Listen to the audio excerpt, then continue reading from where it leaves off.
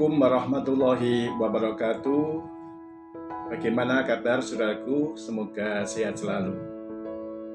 Kita baru saja kehilangan seorang dalang yang sangat fenomenal, Ki Seno Nugroho. Dalam pandangan saya, dalang ini sangat luar biasa. Usia masih tergolong muda, meninggal pada usia 48 tahun. Dan mampu menggerakkan generasi muda cinta pada seni wayang. Maka tidak heran kalau Ki Seno Nugroho ini diberikan julukan sebagai dalang milenial. Apa kelebihan Ki Seno Nugroho dalam pandangan saya? Beliau sangat menguasai sekali terhadap semua aspek pagelaran wayang kulit. Mulai bagaimana merancang sebuah kisah, merancang sebuah cerita yang menarik bagi para penonton, bagi audiens. Dia juga sangat piawai dalam olah suara, tata gending, juga cara menggarap wayang yang disesuaikan dengan kondisi kekinian.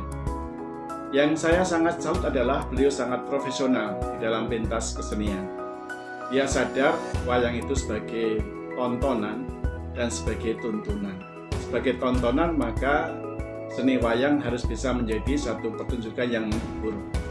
Ada unsur entertainment di situ yang kita bisa lihat dalam setiap cerita yang dibawakan. Kondisi-kondisi kekinian sangat terhubung dengan kisah yang dibawakan, juga sangat interaktif dengan para penonton. Kemudian yang berikutnya yang tidak kalah pentingnya, beliau sadar bahwa wayang juga sebagai tuntunan. Maka dia menyelipkan berbagai macam etiket, tata krama dalam pergaulan.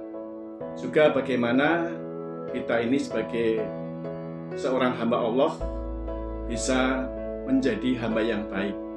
Di dalam sisipan-sisipannya, Ki Seno Nugroho tidak vulgar, tapi mampu menyampaikan nilai-nilai yang adiluhung, yang sangat bagus sekali kalau kita cermati. Dan yang berikutnya kami juga sampaikan bahwa beliau sangat profesional. Artinya dia bisa menempatkan dirinya sebagai dalang yang tujuan utamanya adalah menghibur dengan totalitas dan memberikan contoh keteladanan.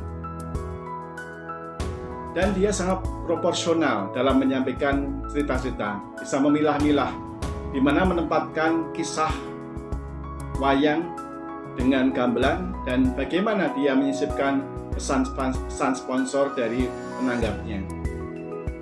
Dan Ki Seno Nugroho tidak tertarik untuk menyampaikan pesan-pesan dari penanggap. Dia hanya menyampaikan pada waktu adegan limbukan atau goro-goro. Itu pun hanya sekedar saja.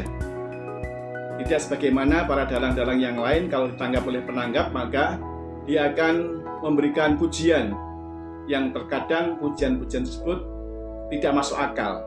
Karena ditanggap maka dia memberikan pujian-pujian yang berlebihan. Apakah penanggapnya itu tuan rumah orang punya kerja? Apakah partai politik? Apakah organisasi-organisasi?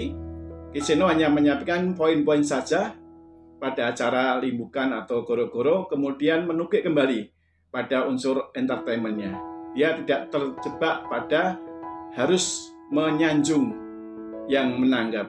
Itulah yang saya katakan, Ki Seno Nugroho adalah dalang yang profesional dan proporsional.